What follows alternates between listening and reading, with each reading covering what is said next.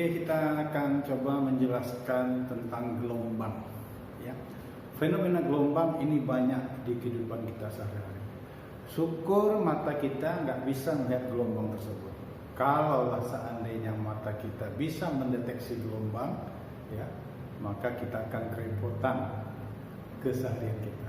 Contoh, ketika kita main HP itu sebenarnya ada gelombang yang merambat.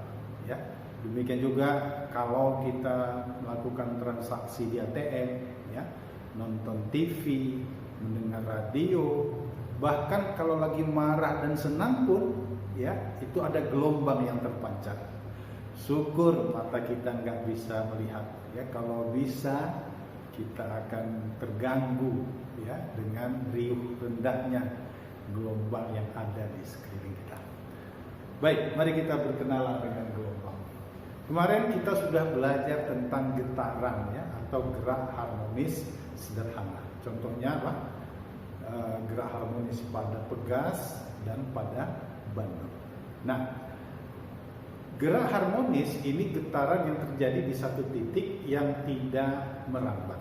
Ya, ketika gerak harmonis itu merambat, dihasilkanlah fenomena gelombang. Ya, jadi ringkasnya, gelombang adalah fenomena perambatan dari gerak harmonis sederhana atau perambatan dari getaran. Kemudian kalau kita telaah lagi lebih dalam, hakikat yang merambat itu adalah energi dan momentum yang dimiliki oleh getaran. Ya, jadi ringkasnya, getaran gelombang adalah perambatan energi dan momentum dari getaran. Ya, kita buktikan kemarin ketika ada tsunami di Aceh, betapa luar biasanya energi dan dorongan yang dihasilkan oleh gelombang tersebut. Ya, itulah lebih kurang secara sederhana pengertian dari gelombang. Sekarang kita lihat pembagian gelombang. Kalau ditinjau dari medium, ya, nanti gelombang terbagi dua. Ada gelombang yang di dalam perambatannya memerlukan medium. Nah, gelombang yang memerlukan medium namanya gelombang mekanik. Salah satu contohnya bunyi, ya. Gelombang bunyi ini contoh dari gelombang mekanik. Coba bunyi di dalam perambatannya butuh medium. Jika tidak ada medium, maka bunyi nggak bisa merambat. Sebagai contoh, bayangkan kita di dalam mobil, tutup kaca mobil kita semua, suruh teman kita memanggil dari luar, maka kita di dalam mobil tidak akan bisa mendengar suara dari teman kita di luar. Kenapa? Karena udara dari luar nggak bisa masuk ke dalam mobil. Ya, jadi gelombang yang di dalam perambatannya perlu medium namanya mekanik. Salah satu contohnya apa? Bunyi di dalam perambatan perlu medium. Kalau nggak ada medium, bunyi tidak bisa merambat. Ya. Sedangkan yang kedua, gelombang yang tidak memerlukan medium perantara, ya, namanya adalah gelombang elektromagnetik. Ya. Sebagai contoh, cahaya, ya, itu gelombang elektromagnetik tidak perlu medium. Kemudian gelombang televisi, gelombang radio, sinar gamma, sinar X, ini semua gelombang elektromagnetik yang tidak memerlukan medium. Sebagai contoh, HP, gelombang yang dipancarkan atau yang keluar dari HP adalah gelombang elektromagnetik yang tidak memerlukan medium. Bayangkan, ya, misalnya teman kita di Jakarta, kita di Medan, begitu kita tekan nomornya, langsung kita bisa berkomunikasi. Coba bayangkan seandainya HP gelombang komunikasi itu memerlukan medium. Butuh berapa hari dia bisa baru nyampe ke Jakarta. Ya, jadi gelombang elektromagnetik di dalam perambatannya tidak perlu medium, sehingga gelombang tersebut tidak bergantung ruang dan waktu. Ya, oke, ini yang pertama.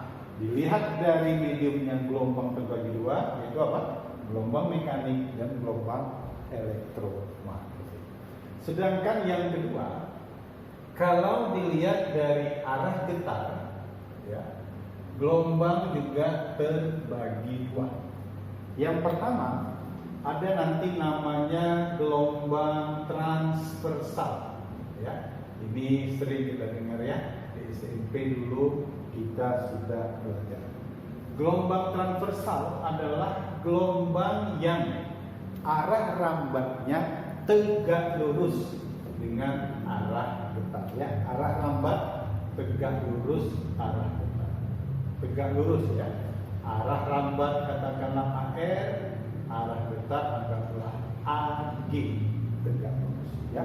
Sebagai contoh gelombang pada tali. Tali itu arah getarnya atas bawah. Kemudian tali merambat ke kanan atau ke kiri. Nah, arah getarnya atas bawah, arah rambatnya ke kanan atau ke kiri, antara arah getar dan arah rambat tegak lurus. Ya, ini namanya apa? Gelombang transversal. Contohnya gelombang air laut, gelombang tali dan cahaya. Cahaya termasuk atau gelombang elektromagnetik termasuk gelombang transversal. Ya. Sedangkan yang kedua ada nanti namanya gelombang longitudinal. Ya, gelombang longitudinal. Ya, ini arah rambat dan arah getar sejajar atau berimpit. Ya, arah rambat sejajar dengan arah getar. Contohnya apa? Bunyi arah rambat dan arah getarnya berimpit.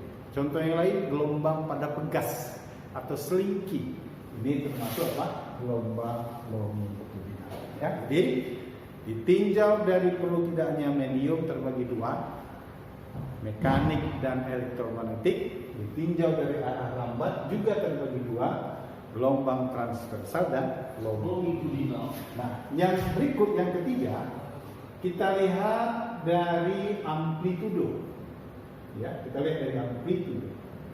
Nah, gelombang nanti terbagi dua. Yang pertama ada namanya gelombang berjalan.